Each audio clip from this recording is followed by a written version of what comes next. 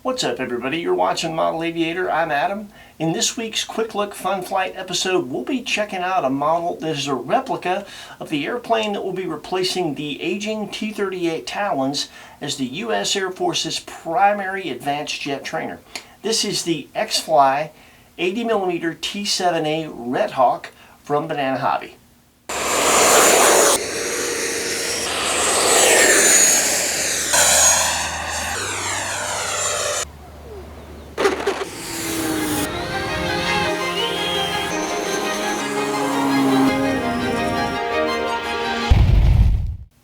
Being a scale 80mm EDF, obviously the T-7A is of a weight and operates at speeds that are well beyond what we'd consider a safe park flyer. In our opinion, this is for sure a full flying field jet. It is sold by Banana Hobby as a plug and play, which means you choose your radio protocol and install your receiver of choice yourself. It is a 6 to 8 channel airplane out of the box, depending upon the way that you set it up. You have elevator, rudder with a steerable nose wheel. You have ailerons or flaperons. If you choose flaperons, each aileron will need its own port in the receiver. You have throttle modulation and retractable gear. If you decide you'd like to incorporate reverse, there is an extra signal wire coming off the ESC plug that you can plug into an additional port in the receiver, and you can get thrust reverse. And if you decide that you want to use a stabilizer, if you're not using something like Spectrum that gives you gyro modes without taking up a port in the receiver, you might need an 8th channel if you want to incorporate all of the possible features and be able to operate your gyro of choice. The Red Hawk is nicely detailed. It's got antennas in all the right places. The mold has the rivet and panel line detail necessary. You have full flying stabilators in the back. The gear is CNC machined aluminum and very scale. All the struts are suspension struts, and you have sequencing gear doors that fit nice and flush and precise. You have LED navigation and landing lights, and the landing lights are on the struts and really look the part. It comes with a centerline drop tank, underwing missile stores, and wingtip missile stores. And all the underwing stores are tab and slide so that you can remove and replace those with ease. It has a convenient top hatch and a very large battery bay.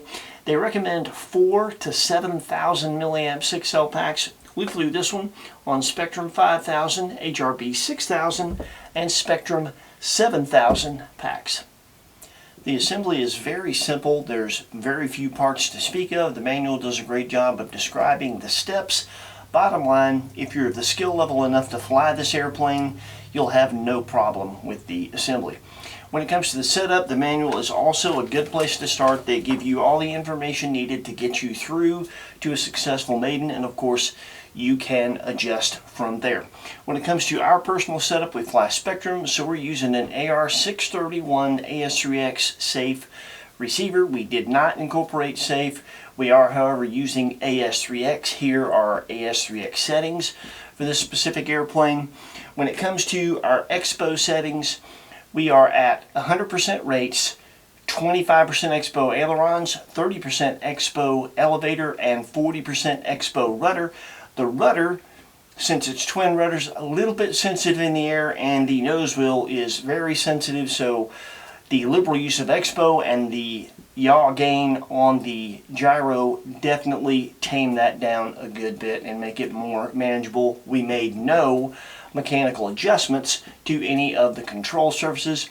Our balance point is at 80 millimeters from the leading edge of the wing. That is right at the end of this plastic piece.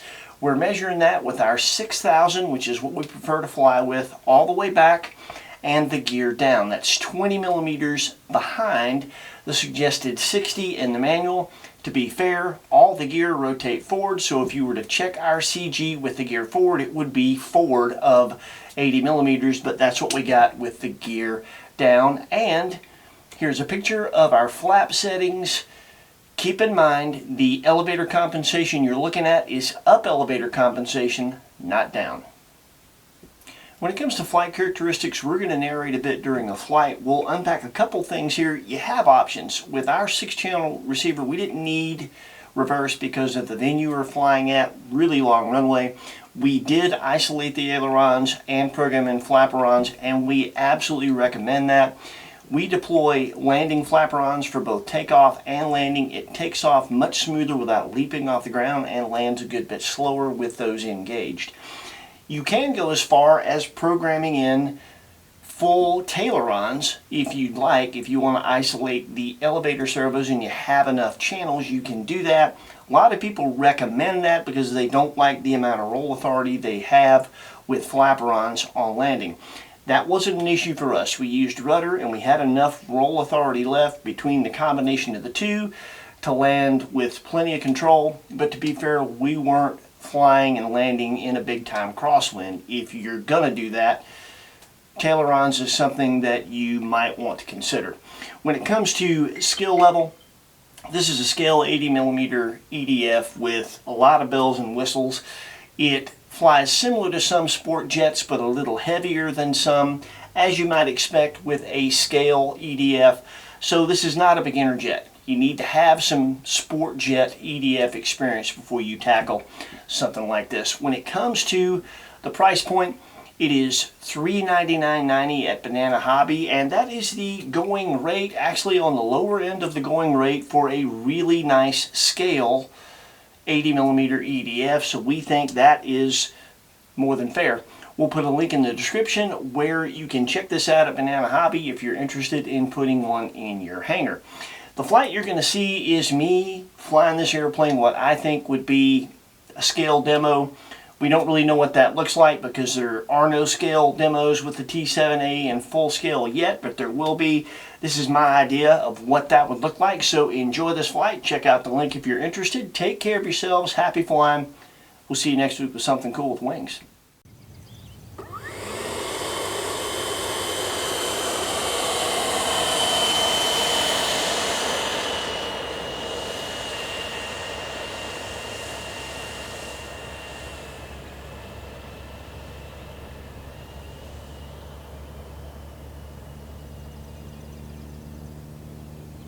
Using throttle management and flying a scale demo, we had our timer set to 4 minutes, but regularly flew for about 4.5 and came down with about 3.75 per cell with a 6000 6S.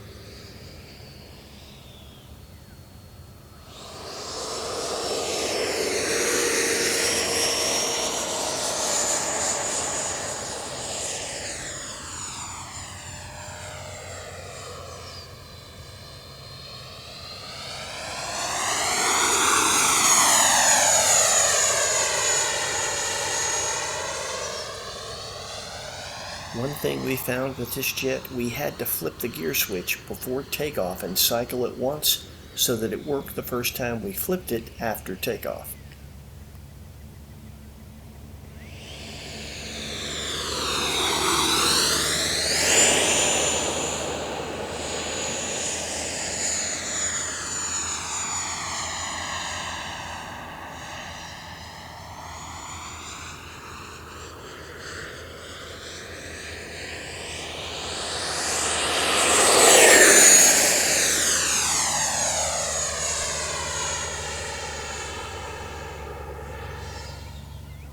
We found the power similar to other scale 80mm we've flown.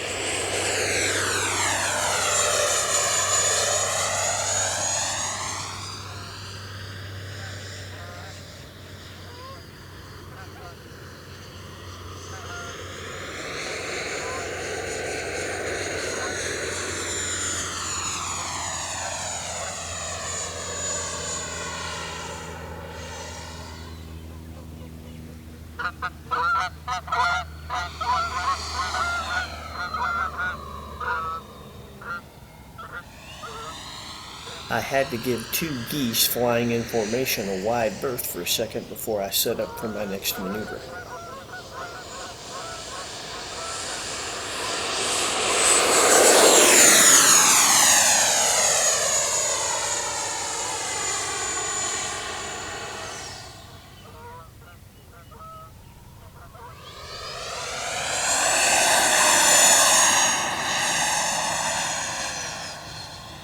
When it comes to climb rate, we found the T-7A average for 80mm scale jets. We've flown some that had a bit more climb rate, and we've flown some that had a bit less.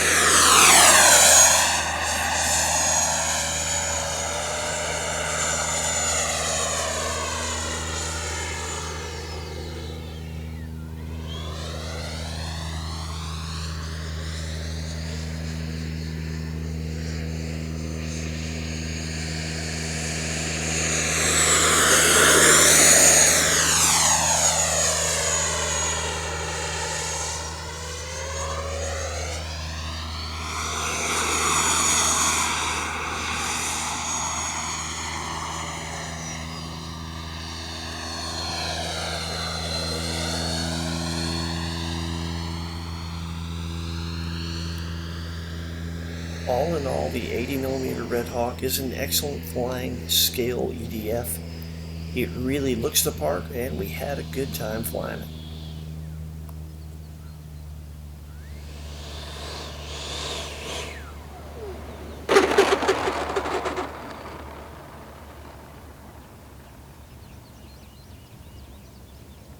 I can't stress enough how essential I think it is that you program flaperons with the Red Hawk. I did fly it without them at first, and I have to say it lands much slower and much nicer with them, and it takes off better with them.